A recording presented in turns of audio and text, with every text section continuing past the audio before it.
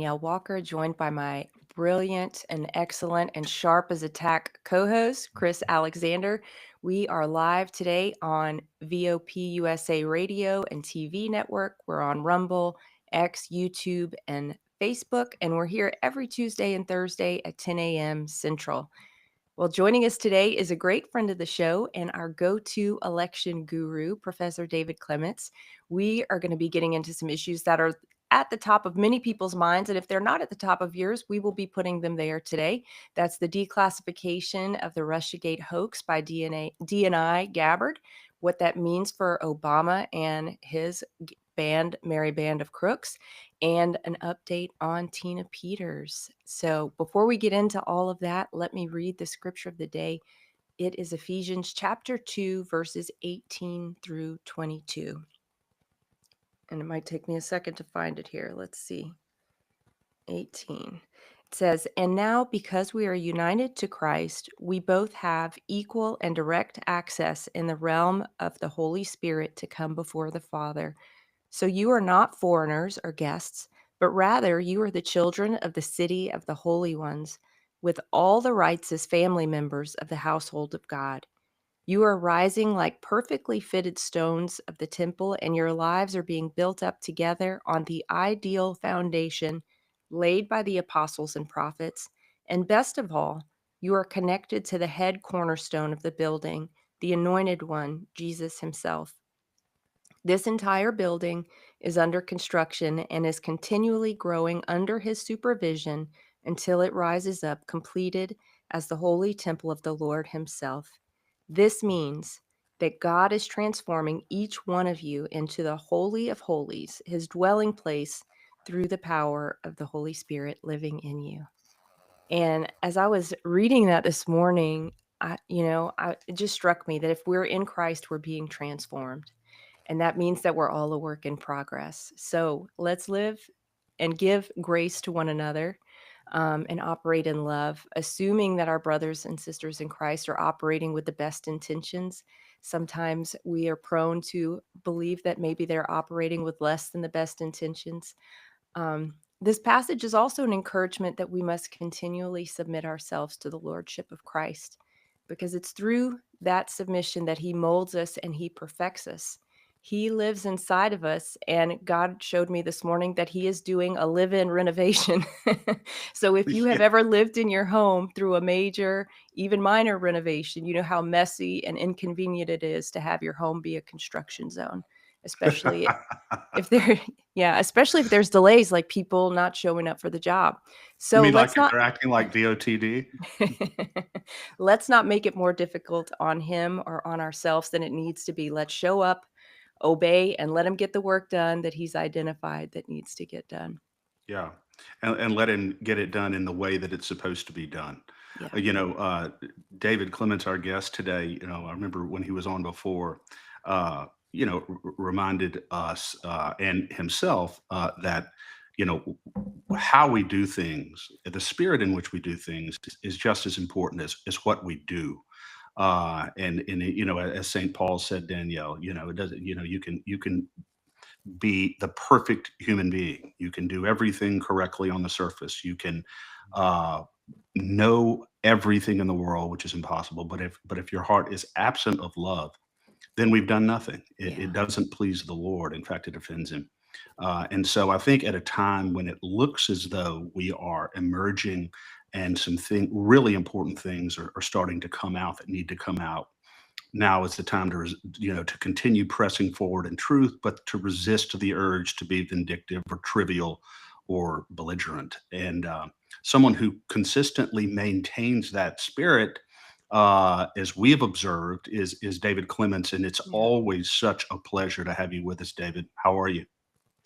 I'm good. That's high praise, and I just want to emphasize it's when you're able to observe it, because there's lots of times I certainly don't feel that.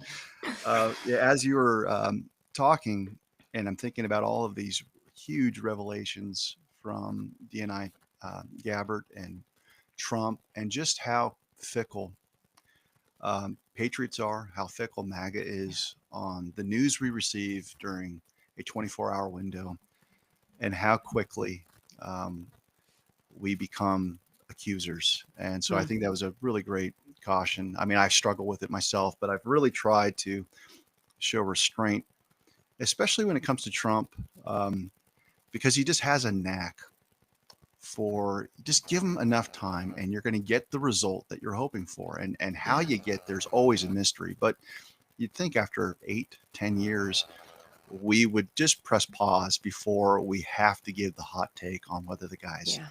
compromised this or that. And Yeah. I'm stealing this from another podcaster, but I thought it was really helpful, especially for people like um, Trump. It's clear he's got an anointing, right? It's clear he's got God's favor. You can't survive multiple assassination attempts. And he's also just has this experience, this portfolio. And to have all three, you need all three to be able to govern in the world's affairs. And I think there's many people that are probably listening that have God's favor, but they may not have confidence. Yeah. There's people that have, an anointing, but that favor is a big deal, and it can clean up a lot of the rough edges. And so we just have to have trust that God is at work.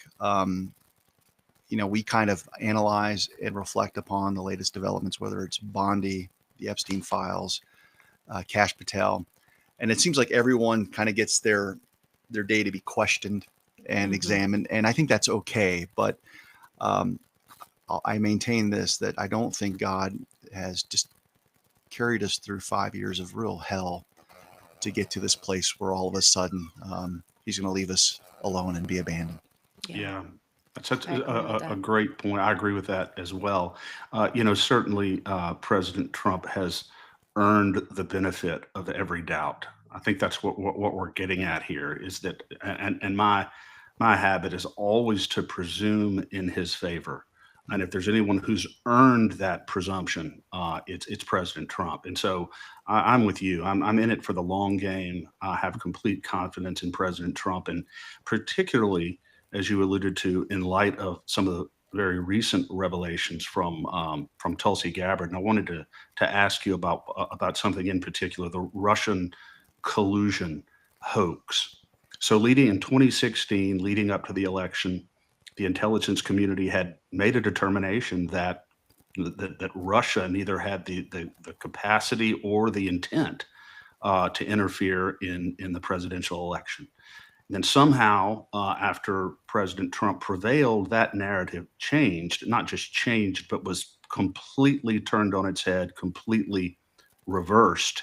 And so now there's evidence that not only was there no Russian collusion and that this narrative was entirely manufactured, but it was directed and orchestrated from the very highest levels of our government. So I wanted to give you a chance to talk about that and your thoughts on this. Well, I think my mind is blown, but it's in some respects it's not, because there's an intuition where we all knew that there was a hoax there. Yeah. Trump has certainly signaled that to his supporters, but I think the amount of discipline to maintain um, your resolve in the midst of false accusations and smears by the media for years before you release or declassify something. And you could say that, okay, he couldn't have done that during the Biden regime. You got the stolen election, but why didn't they declassify things during the end of the first term, right? Um, and these are just logical questions. It's like, Yeah. why didn't you release it then? And I think it just serves to confirm my hypothesis and many others' hypothesis that 2020 was effectively a sting. I mean, that's the only way you can make sense of this, because you've got zero leaks. It also makes greater sense of why certain people have not been assigned to positions like DNI. Like General Flynn's name is someone that was always brought up. Why wasn't General Flynn placed in a high position within this administration? And, so people, trolls could attack them, and proponents say, just, hold the fort. But as you have this declassification, one of the thoughts that I had is you couldn't have put him at the head of DNI. He's a fact witness. It would look so self-serving to have him as the head of DNI than be the person or the conduit for release. Great point. Yet you've got Tulsi, Democrat, disaffected, targeted, but on the No Skies watch list for travel, and so this dream cabinet that Trump has assembled, what you're finding here, you have the right spokespersons to be in front of a camera to kind of inoculate the easy attacks that this is self-serving. They're going to try as they may to accuse Tulsi of being just a foot soldier for Trump, but she's got a decade worth of being fairly independent in her takes, standing up against the Uniparty. And so those are kind of my initial thoughts. It helps me make greater sense. And then there's just an admiration for the things that have to be going on right now. I mean, I'm still kind of processing, but we know there's been a referral given to the DOJ. Well, who heads up the DOJ? Pam Bondi, who's been attacked like crazy over the Epstein files. Pam Bondi. Well, she can't do this without Kash Patel and Dan Bongino, who have also been attacked. And so it raises a really important question, which is, okay, Epstein's a bad guy. We get that. But he is not an end unto himself. In other words, he serves something greater. If he was this guy that was used to blackmail and coerce and control our political affairs, whether it's through Mossad, whether it's the CIA, he serves something greater. And so while people were so upset about Trump being dismissive, I think Trump's trying to get people to focus on who does Epstein serve? Yeah. And if you've got a referral now for Barack Obama, Comey, the architects, that's who Epstein was serving. Yeah. He was serving, the highest, most powerful people in the world. And so you have this 180 where I've been tracking the Rasmussen polling, and you've got Trump's lowest polling during the 6 months because of what he said about Epstein. And almost immediately, when you get this bombshell declassification from Gabbard, I think people are starting to put two and two together that he's going for something way bigger. Yeah. It's funny whenever you're saying that, all I could think of was that famous line from Austin Powers, "Who does number 2 work for?" Yeah, Turns out it might be Obama. It might be Obama. Yeah. So he's using so President Trump. It's such an interesting point you make, David, that the overwhelming human tendency when Trump was being attacked so viciously would be to declassify, clear his name. No, here's the truth, and yet he didn't do it. So not only does it look like in retrospect that was the right political calculation, it certainly explodes the myth that Trump is some irrational czar, impulsive, unregulated bundle of emotions that can't be controlled. I mean, that is just unbelievable political self-restraint and moral self-restraint that he exercised in not doing that at that time, and really for the good of the country and for the good of ultimately being able to disclose the real truth and bringing these, as you say, these real monsters down. And I think it's such a powerful observation that you make. Well, there's one other thing that just came to mind while you're talking. This just shows how masterful Trump is. If he would have come in day one, because you know how the news cycle has such short attention spans, had the declassification right out the gate, had all of his people lined up to just start the retribution campaign and not take his time. I mean, he's been moving very fast, but he's had to be very, very calculated. The way that he artfully phrased and kind of provoked people over Epstein if he would have just declassified things out the gate, he would have been accused of doctoring and basically doing all of this in a self-serving way. And I think there would have been a legitimate skepticism from his detractors, from Democrats. And you think about it, you've got Swalwell demanding release of the Epstein files. You've got Democrats writ large demanding it. You've got late night talk show hosts. Just they know that there had to have been something that was in there that could be used by the deep state, because this is really their last shot to take down Trump. And by messaging, it's very punk rock. let me lay this out. When you tell people to get over something, they get fixated on what it is that you're telling them to get over. Yeah. And so he amped up an entire, political party to demand something that I think he had every intent of releasing. And by being so strategic on doing what the left does, which is project, that there was alteration, there were fabrications that were taking place from higher ups, the handlers of people like Epstein.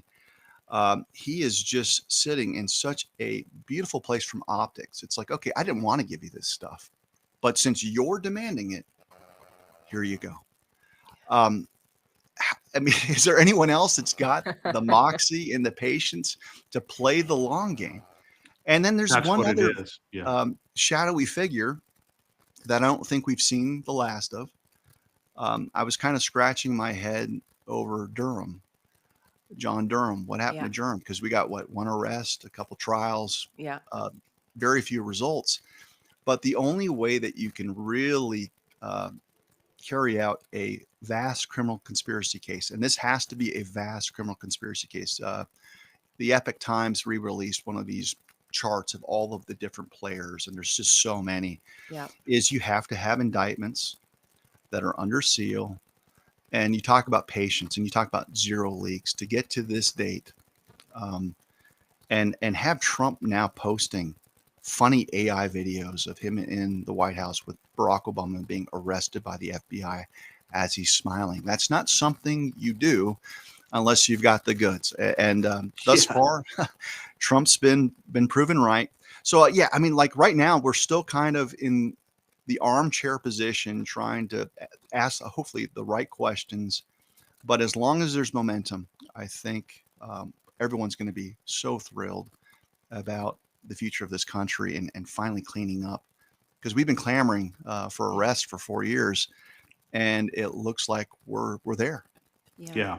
Well, I saw yesterday in the news that the number of federal employees that have been fired from under Trump's tenure has reached 22,000. And I think that has something to do with the no leaks. I mean, not everything, but it has something to do with it.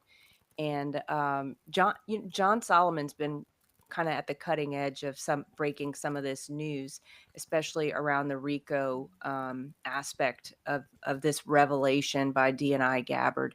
And one of the main things he's been talking about, I saw him on Bannon saying, was that if in cases of conspiracy, there is no statute of limitations. So have you given any thought to that? And how far back do you think this might reach? Well, it's not that there isn't a statute of limitations for conspiracy.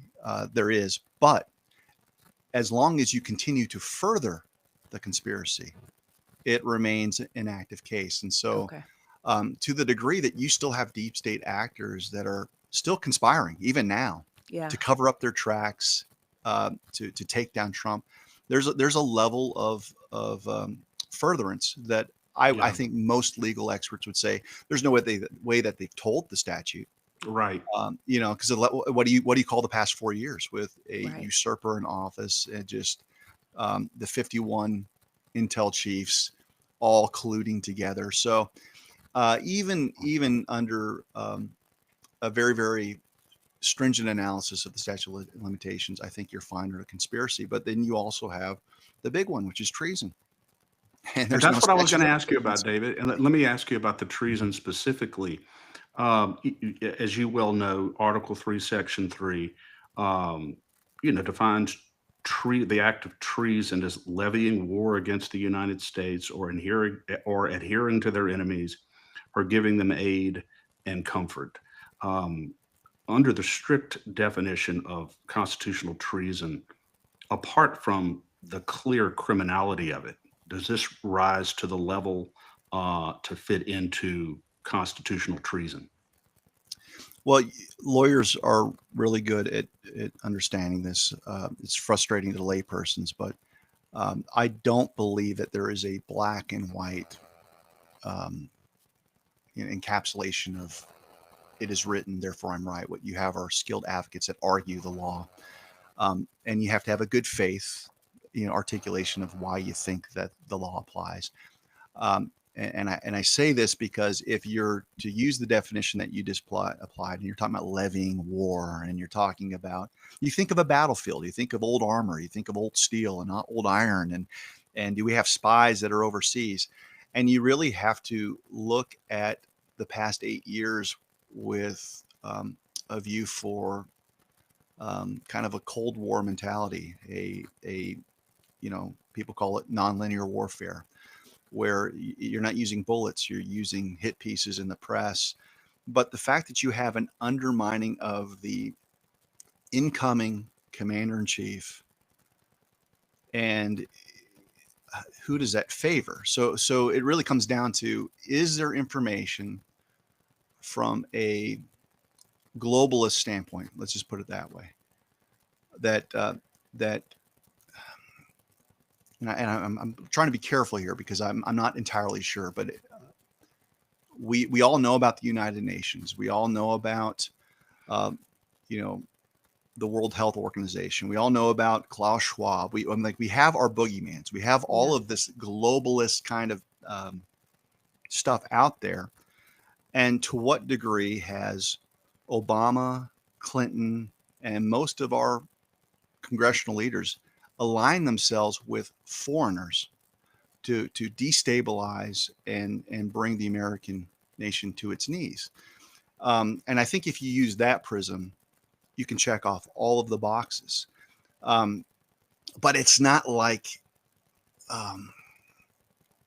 you're in an active theater of kinetic war. It's the exact opposite. It's like, oh, you've invaded our country with tens of millions of illegal aliens. Oh, you've unleashed fentanyl.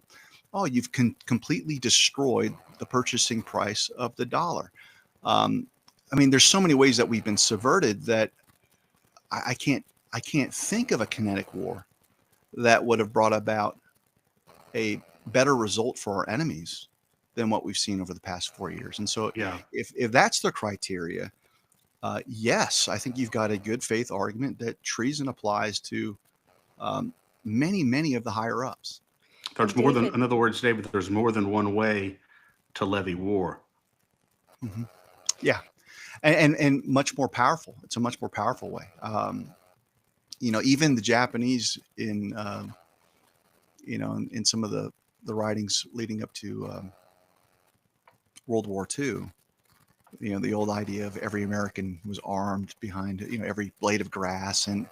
And so you've got a lot of communist thinkers that have talked about, you have to subvert a nation and basically convince them from within to no longer share the identity of being a proud Westerner, a proud American.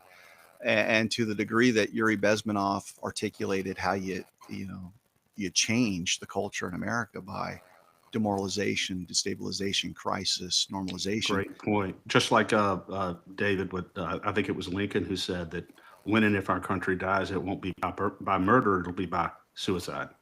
Yeah. And so it's like the Chinese figured this out a long time ago. And I'll give you a perfect example that I think fits the context of what we're dealing with.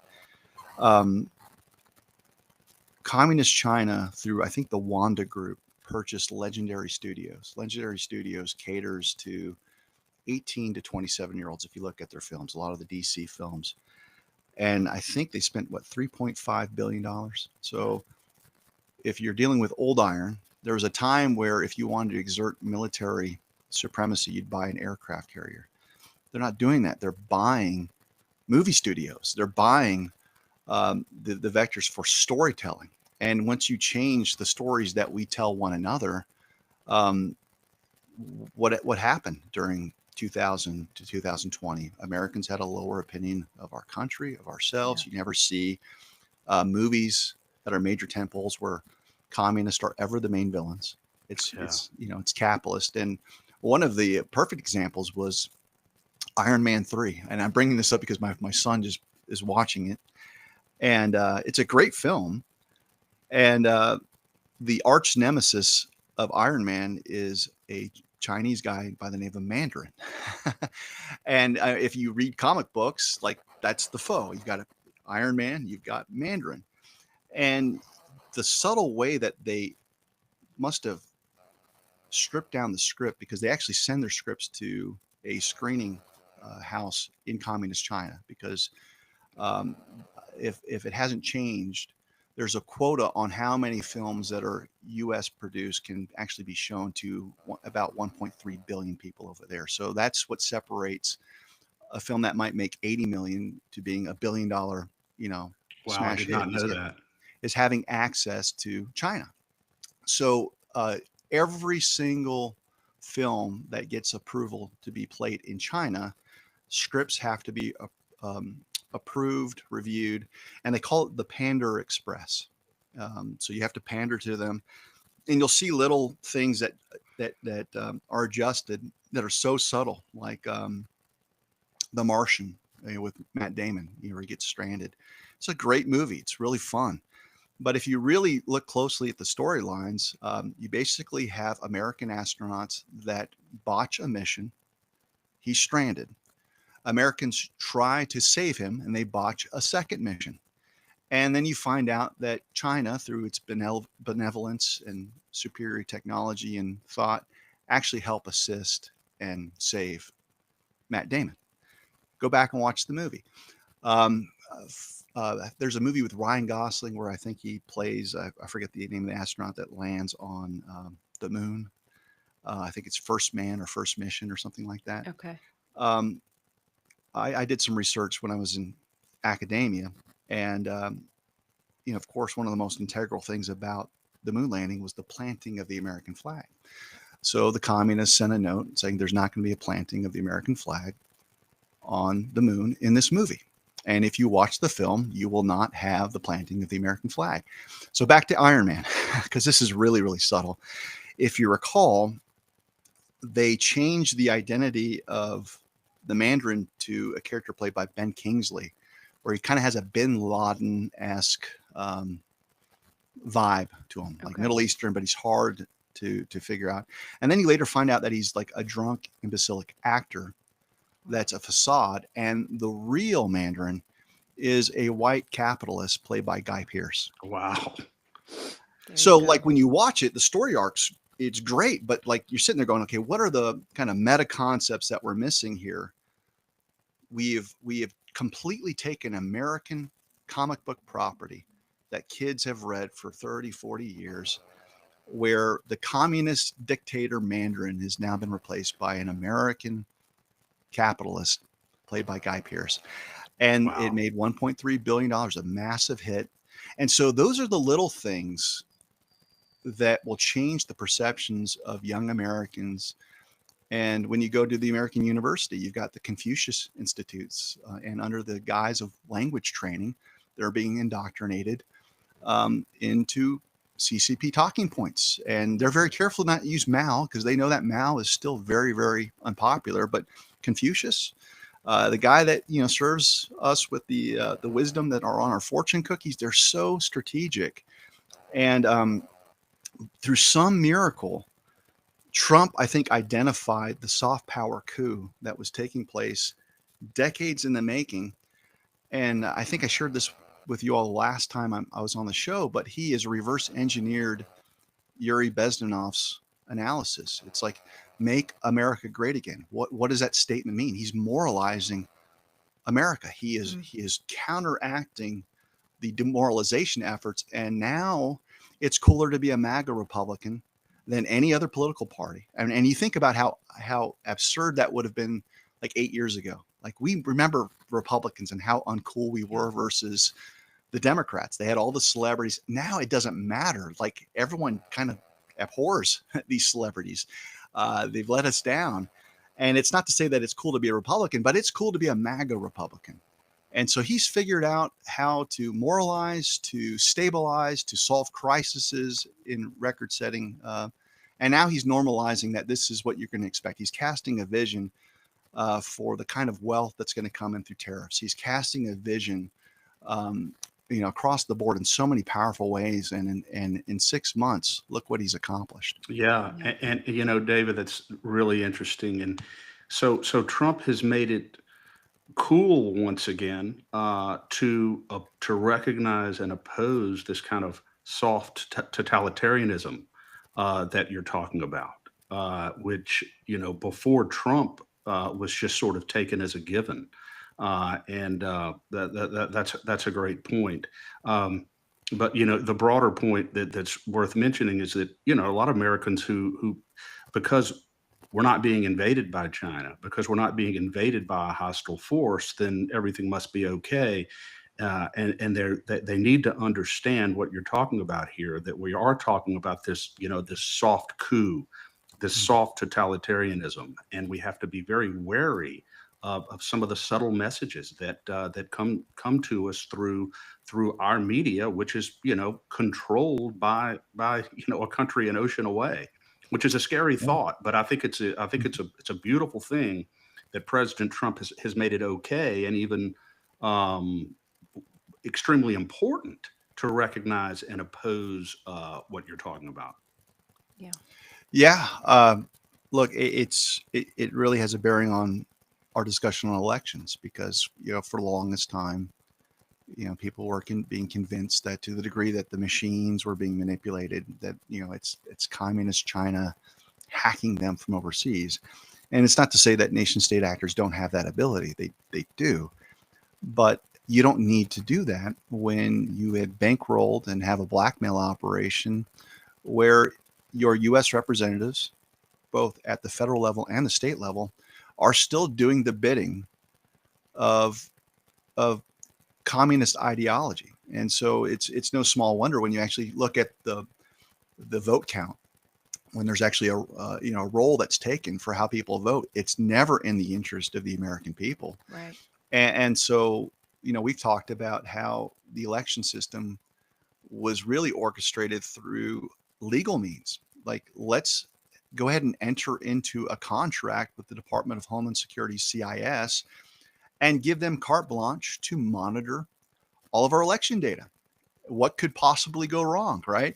Especially if the DHS hates Trump and hates his followers. And so at that point, it's like we've actually codified and legalized fraudulent practices and fraudulent processes. And that's what's made our battle so difficult in reform, is that a bad actor can point to a law that they helped create to put us under their thumb. And your last resort is to appeal to like common law things that haven't been in practice for 200 years. It's like we're literally back to this founding kind of way of thinking of, what did the founders do when the king was so tyrannical? Because they had all of the laws on the books that favored the king and the nobles, and yet the American settler had to just kind of write a new chapter. And in some respects, we're in the same exact position now, except it's different because we're already on the other side of a major victory through the Trump election, and there seems to be a very, very strategic setting of landmines for the enemy that we're seeing detonate right now in real time with declassification efforts. But you also have the court rulings of last year. You had the Jharkhasi case, where in administrative hearings, you have to have a jury trial. That's huge. Have you ever been in an administrative hearing and felt like you got a fair due process? No. And so that complemented the other case, I forget the name of it, where the Chevron deference standard was basically done away with. So you've got all of the legal shaping that can really set us on a great path in the next 20, 30, 40 years. And then you got the decision recently with the injunctions, where all of these liberals that are filing their cases in liberal areas trying to get nationwide injunctions. Yeah. That was struck down. So it seems like things, when they need to fall Trump's way, they do. And I think the big question right now is, what are we going to do about that executive order that he issued, I think in March, I think it was 25th, which seems to suggest that we're done with the mail-in ballots coming in after Election Day. We're done with non-citizens voting. We're going to make sure that certifications actually mean something when it comes to the machines. You're not going to have a Democrat that can shut down that executive order nationwide anymore, even though there's 19, I think, attorney generals that have filed lawsuits trying to stop it. So to the degree that they stop, it's going to be in 19 little boroughs as opposed to the whole nation.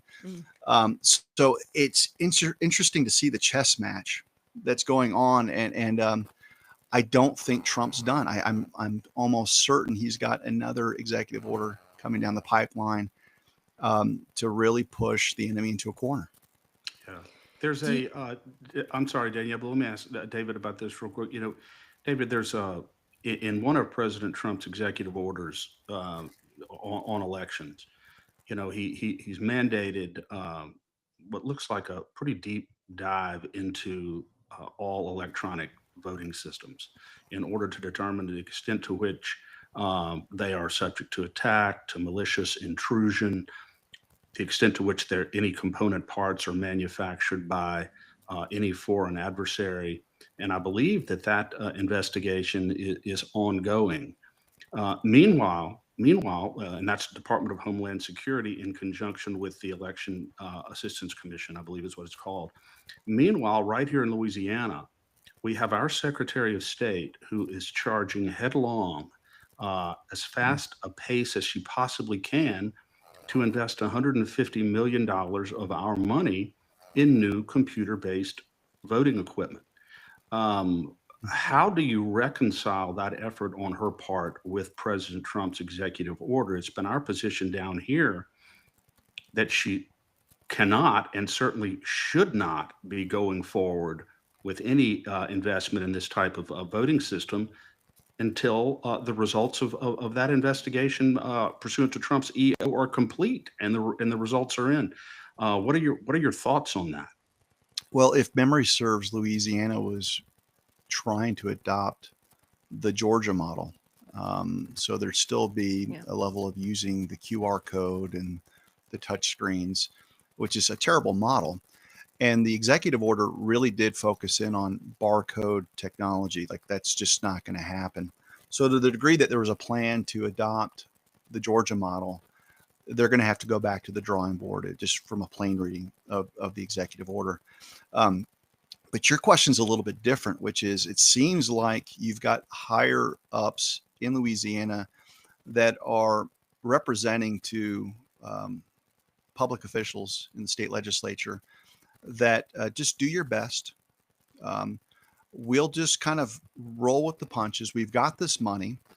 I think we can concede that there's not a new testing that has been performed by a lab to bring everyone up to speed on what the EAC has declared, which is you got to have compliance with the voluntary voting system guidelines, the VVSGs, and no one is compliant with 2.0, right? And so I would not be surprised if there are bad apples within Trump's circle that are saying, look, we know that there's no way that we're going to be brought to a scenario where we're not going to have elections. So just go and do what you can with what you've got. I don't think that's coming from Trump.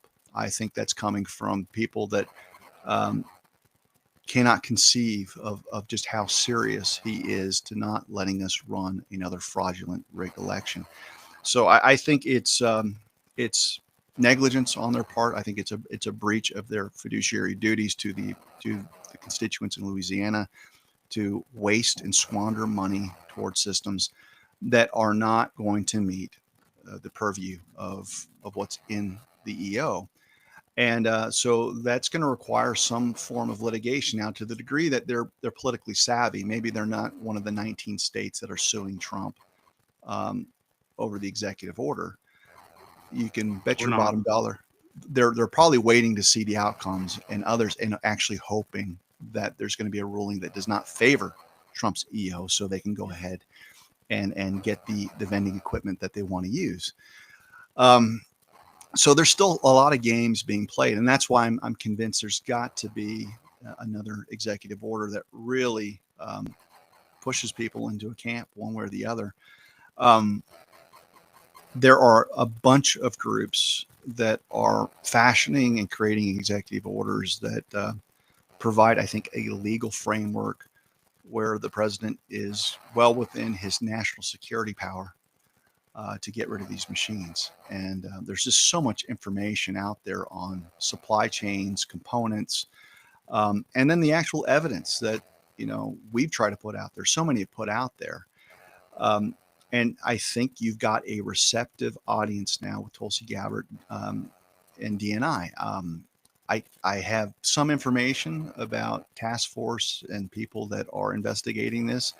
I'm not at liberty to share the identities, but there are task force throughout Trump's administration that have surprisingly been comprised of really, really good people that are on this. And so I don't know how God's orchestrating how it's all going to come together and get us the desired result. But I've been pleasantly surprised over the past 6 months, the stuff that I'm hearing. And it's one of the reasons why I've been so quiet on social media is that it's not that I'm not working. I'm actually working as hard as I ever have, but I'm just not able to publish anything that I'm doing. Because the last thing that you want to do is notify scoundrels in Louisiana about our plans so they can go ahead and neutralize them, right? Right. But there are serious cyber experts that Tulsi is working with, and they've got the receipts. And the other thing that we have to kind of keep in mind is, FISA is an incredibly corrupt tool, but I have no problems with that corrupt tool being used to get all of the information that we want. I mean, like, you think in terms of all of the data that's being tracked by our satellite systems, Space Force, what have you, it's all there for the taking. Yeah. And to the degree that you've got probable cause that our elections have been tampered with, what's stopping anyone from the Trump administration to submit a probable cause statement and just collect that information? So in other words, patriots that we work with have been, we've been confronted with the challenge of only being able to look at public facing documents, open source information, and all of our analysis to get to our conclusions have been derived from just what we can get a hold of. And so there's all of these gaps in our understanding where we have a pretty good hypothesis of how it's being done. What I'm here to say is there's nothing that I can think of legally that would stop the Trump administration from simply getting the information in the gaps and getting that in front of DNI. And so I like, to the degree that I don't have 100% of the answers for all of the things, confronting us when it comes to elections, I can't conceive of a legal obstacle that would keep Gabbard and Trump from getting the necessary information to shut the whole thing down. And obviously they're not going to telegraph what they know, but Right. I think we're going to be confronted with evidence that is so rock solid that when that executive order goes out, watch out. People are going to be scrambling to get their SHIT in gear for the next election. I have tremendous faith. And what happens, David, if we're in a situation at that point where our Secretary of State has already invested in a 10, 15, 20-year contract to the tune of hundreds of millions of dollars, and then ultimately President Trump shuts down, or Tulsi Gabbard shuts down electronic voting systems in federal elections. Can you imagine the chaos in Louisiana at that point? Yeah, and it makes me think of a video that Trump put out um, on the campaign trail. So this was before he was elected. He would do all those great, like, kind of visionary statements, and he'd have different topics. But one of them, I think, was on the impoundments. Is it the impoundments clause? Basically, up until the 1970s, just because Congress authorized expenditures, that if there's a way to be more efficient and not waste that money, the executive was under no obligation to spend it, if especially if you find fraud, waste, and abuse, and you can return it to the coffers. I'm wondering if there is a similar power for your governor, that in the event that you have evidence that shows that, again, what we already know, that these products are defective, that they should be able to void the contracts with defective products that do not serve the purposes of the American people, that you can put a hold on that funding and return it. I'm of the mind that there's a spectrum of how you go about restoring the American Republic. We talked a little bit about treason.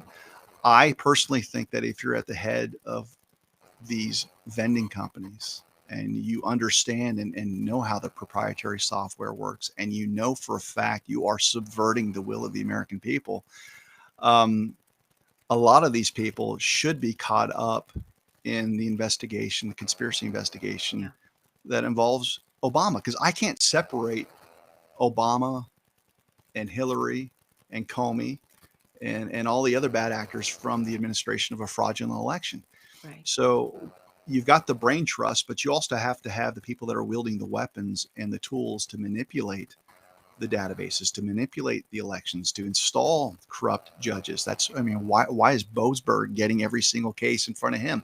Can someone explain that to me? So, I mean, the conspiracy is huge. So I'm just hoping that whatever net they've cast certainly encapsulates the bad actors at Dominion, ES&S, and all of the integrated softwares, because I do not think that these people are just doing garden variety fraud.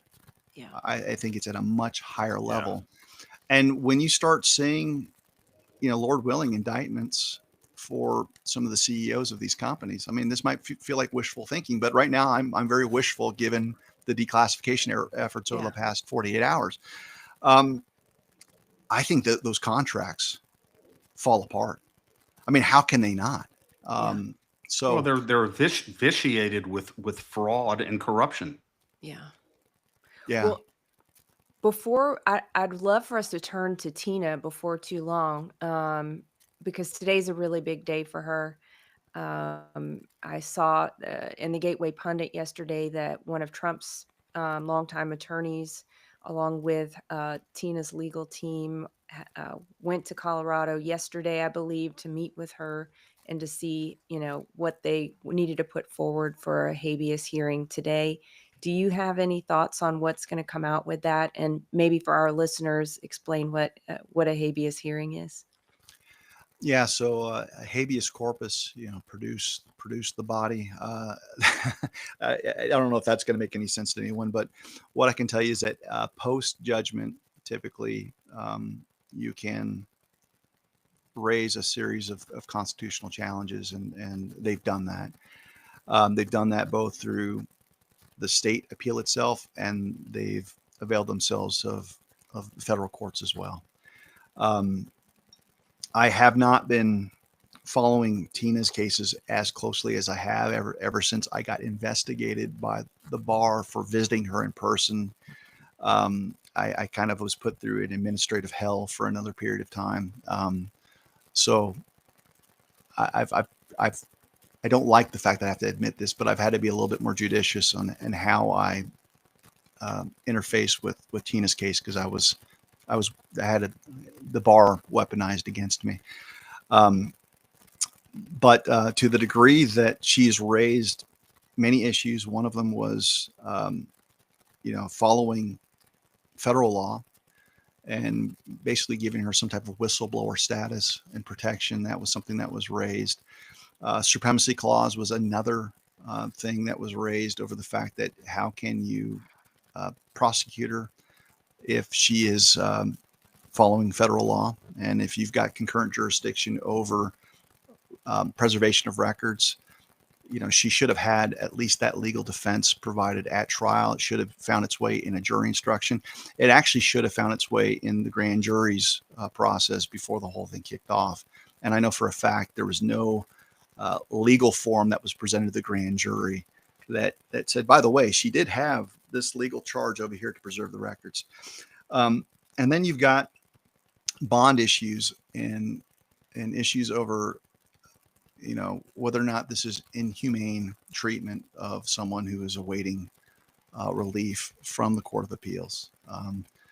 Because if there was legal error, and there was by Judge Matthew Barrett, what a hell of a penalty to have someone languish in prison for a year. Exactly. And so this question on that point, David, has she already gone through the full state court process regarding post-conviction release? Has she already sought that relief in federal court and it was denied at the high court in Colorado, just pending her appeal to be released? And so therefore she can go into federal court and not be met with an argument that this is premature because this claim hasn't been exhausted in state court yet? Well, I know that they've filed all the necessary motions in state court. I don't know if I have a fresh recollection on what she's done in the federal courts. I know that the statement of interest that was filed by the DOJ was something that I was following for a while, and the state attorney general, many of the people that are part of the theft and kind of the operation in Colorado have filed their motions. And so, yeah, I don't really know.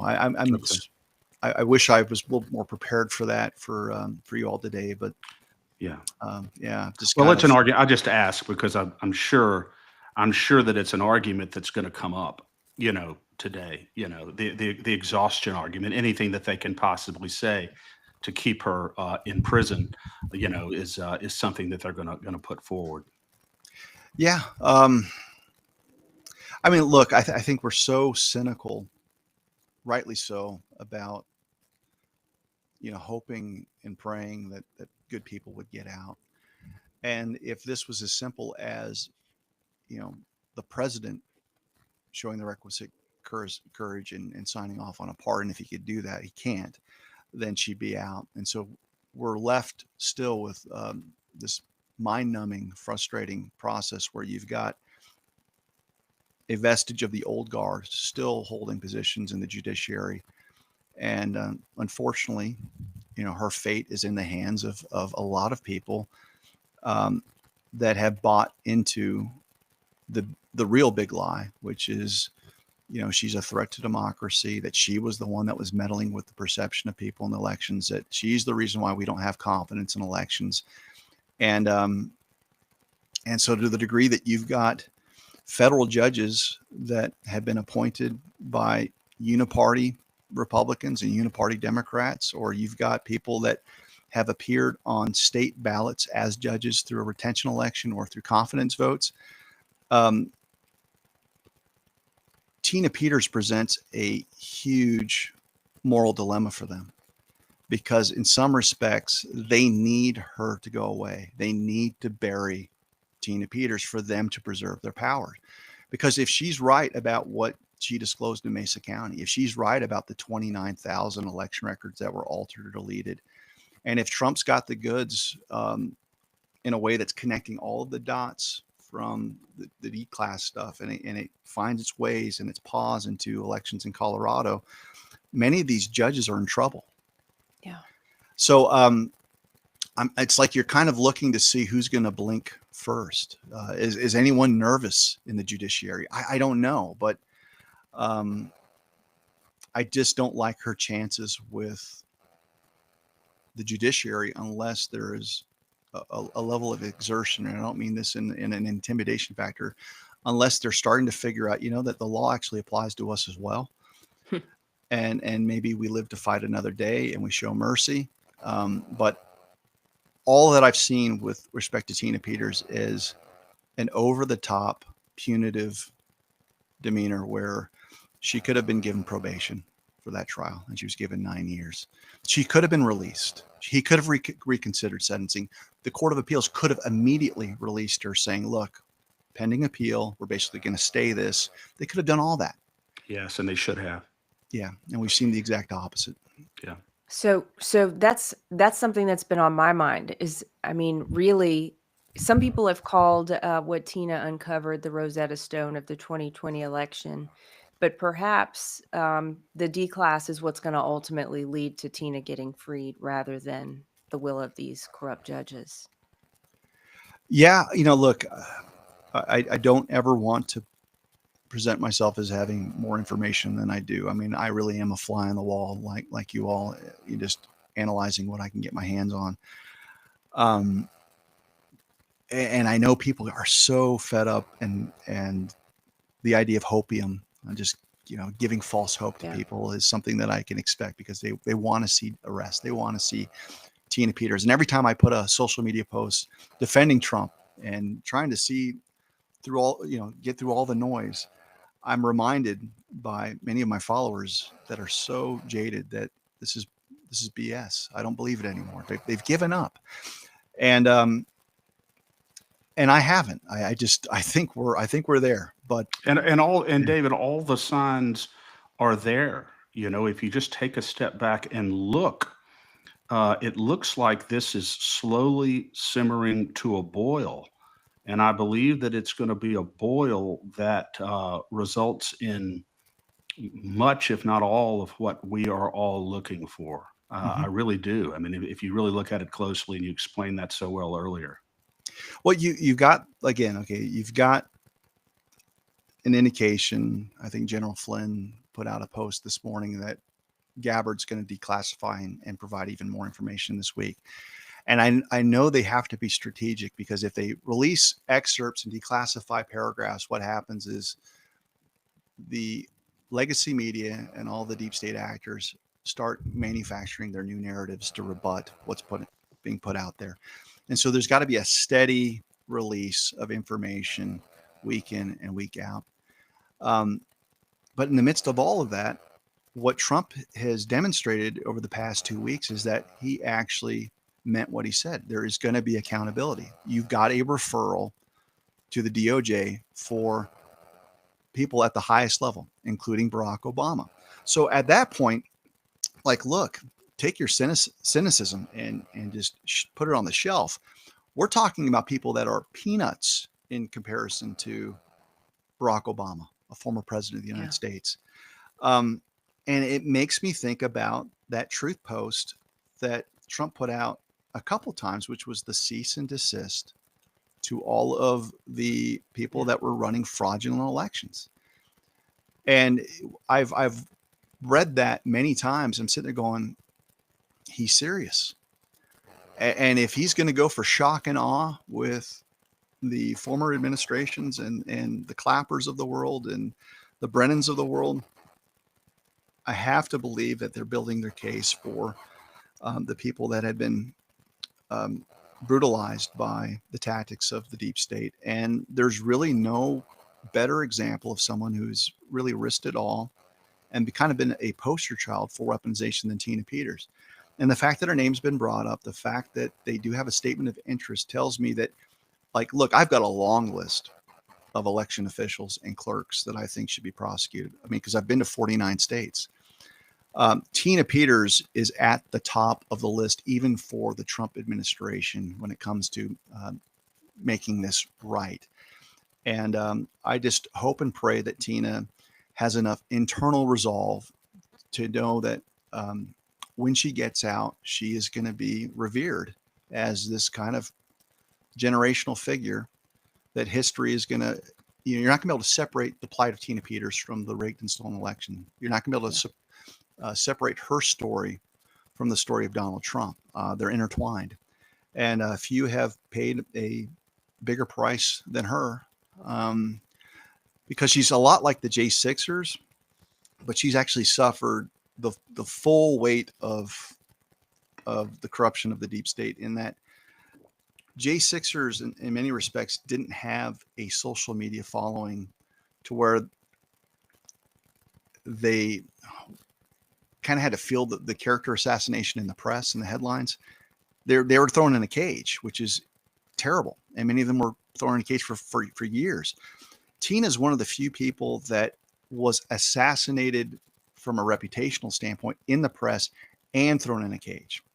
There's not many people that have had to deal with both. Yeah, It's a short list. And that's true. yeah. Yeah.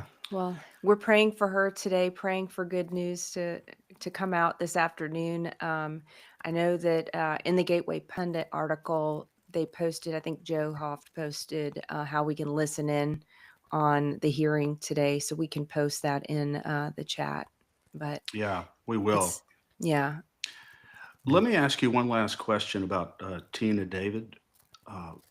Let's assume that she's released under habeas today or in the next couple of days or several days or whatever, and pending her appeal, she's free. Um, and let's say that, the Colorado State Court system upholds one or more of her counts on her convictions. Is there any federal relief once all of that is exhausted and there's finality of judgment on the state level? Is there any federal relief that she could seek at that point?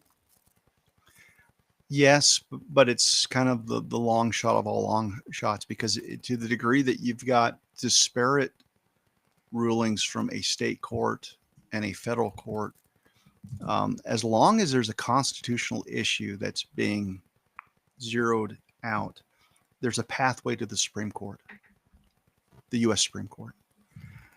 So the degree that you get a direction from the Supreme Court that has a bearing on weaponization, has a bearing on a violation of the law when it comes to her duty to preserve records, the only court that I know of that could actually tell the state courts, the courts in Colorado, that you've got to vacate the judgment would be the United States Supreme Court, right?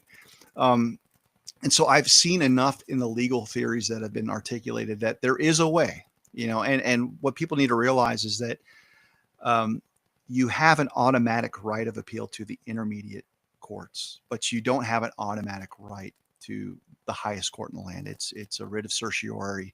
You Right. petition, you're saying pretty please, and they have the ability to say yes or no.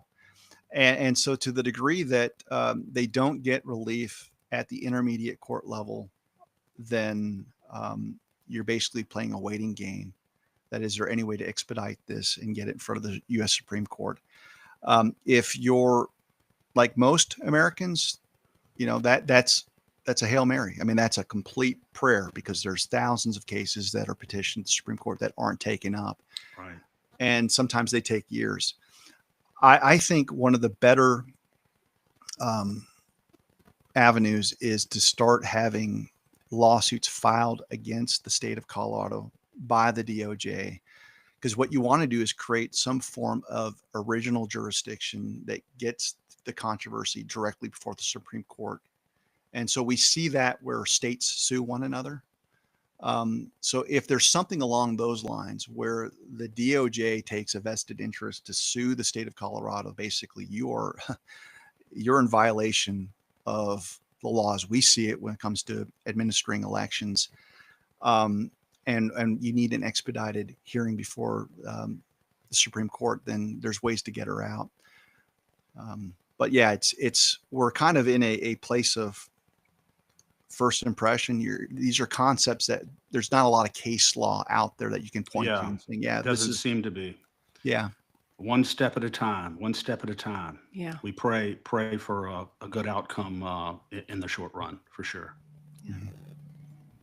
Well, David Clements, it's what a pleasure. Why does it seem like the time always flies by whatever you're on? I don't quite understand that, but it's always a wealth of knowledge and privilege to have you with us today. And God bless you, sir. Well, thank you both. I feel a little out of practice. I after the pardon, I said I don't want to do any social media at all, and I haven't. And so this is an exception because you guys are such lovely people. And Well, we have two exceptions today. You bumped something for our benefit, and you came on. yeah, So, I mean, my gosh, we must be doing something right. well, you all are, and but I've kind of been in a season of just um, I've just I'm tired of hearing myself talk. I've been tired of hearing myself talk for a couple years now. And after the pardon release, I'm like, if I have a choice to not do social media and just do quiet service behind the scenes, I'm going to try to embrace that season. And so I'm a little out of practice. It's been a while since I've been on a show. My wife and I, we went on a vacation to Hawaii. It was a work vacation. We did some election integrity stuff there. And then we visited J6ers at a retreat they had in Springfield. And that was just a couple weeks ago. So I was coming back from that when sorry, I canceled on you, but I Sounds good. forgot about it. But we've been doing just kind of this quiet, um, there's just been a quiet service and just trying to interface with people that are healing. And I feel like the Clements family is doing its own form of healing, where it's just there's been so much noise and so much just advocacy for 4.5 years that you kind of forget who you are, because you're Yeah, not keeping the counsel of. and I think, David, that when we get to the blessed isles of ever after, God willing, I think that we will realize then that the greatest acts of charity and nobility and service were often done where nobody even knew about it in this life. Yeah. But You know God what, David, sees. yeah, he does see. And well, one, you don't sound out of practice. So thank you. Well, my mind is just racing for it's I think it's one of those things where I'm processing real time with y'all today. Yeah. Um, and I'm still in wonder of kind of the good news that's coming out. But every time we talk about something really, really positive, we get braced with a reality of Tina's I life. know. Exactly. What's But coming around the corner? but I'm so encouraged that you're encouraged because you're like a bellwether out there, you know? You But really are. if Well, you I have to admit, sometimes I fake it. uh, no, I am encouraged, but there's been a submission that I've had to go through because, like everyone, we all have our timetable on when we want things done. And I think after November, Trump's victory, I think everyone that sacrificed in this movement, there's thousands and thousands of people that have lost something because of the stand that they took. Um, I think they were holding out hope that as soon as Trump won, they would kind of get their Hollywood ending where, like, I get restoration, I get my reputation back. And to the degree that hasn't happened quick enough, you're seeing people fray and lose faith because while Trump's in, they don't see their life the way that they want it to be. And so many J6ers are upset. Many people are upset over the Epstein files. And I'd be lying to people if I didn't wrestle myself, with you know, I still don't have a sense of what is up next. And so it's just a really frustrating place to be in a holding pattern and to be in zero control of what Yeah. happens. yeah. If we And don't know so, what's up next, David, can you imagine how President Trump's adversaries feel? yeah, no, I completely agree. And so I've had to make peace with the idea that, okay, I feel like I had a really, really strong vision for what I needed to do on elections in J6, and it ran its course because at some point you just need the big guns, that have far more power, far more resources. And so now I'm just like everyone else. I really don't have a hand in shaping, um, the stuff that I was doing when you had an adversary like the Biden regime on the other side. So all the stuff that I was doing for 4 years was really to try to galvanize support in the midst of a tyrannical regime. And I've had to kind of change the way that I calibrate and look at the world because, okay, you've got people that have their destinies have brought them to this point, and be humble enough to just take a look at someone like Pam Bondi, Kash Patel, Dan Bongino, all of these people, and say, okay, now it's your time to really shine and carry out your assignment. And I hate waiting. I'm not good at waiting, but right now, I think there's something different in the air. And Daniel, you sent that great encouraging word, and you're not the only person that shared that with me. So many people have just sensed that we're on the cusp of just seeing the deep state implode. Yeah. And so just have faith. Yeah, I agree. Have faith because, I think about President Trump, and when you think about the position he's in right now, he is fighting wars on literally every front. And so it's in a way, it allows him to flood the zone from time to time when he wants to, when he needs to. But in a way that has to be a feeling, you have to feel pretty alone at times too in that Sure. position. Yeah. So It's I've never seen someone, when I talked about the anointing, the favor, and the competence all rolled into one person at that level in my lifetime. And thank God that he's on the move. yeah. And great poem by Rudyard Kipling. I'm sure you've read it, David. If I know you, called "If." One of the lines in there: "If you can wait and not grow tired by waiting or being lied about, yet never deal in lies." That's kind of something that's our charge, I think, right now where we are. That's our charge, and with God's grace, we will be faithful to that charge. So, God bless you, sir, and we hope to see you again soon. Enjoy your family. Thank you both. You guys are doing wonderful, wonderful work. I'm always impressed with just the quality of guests, and I get blurbs. I follow you all on all the different social media channels. So when I'm on YouTube, I'll get little short clips, or on X, and you all are filling a need of just great conversation that's meaningful. It's an Thank honor. you so Thank you, sir. much.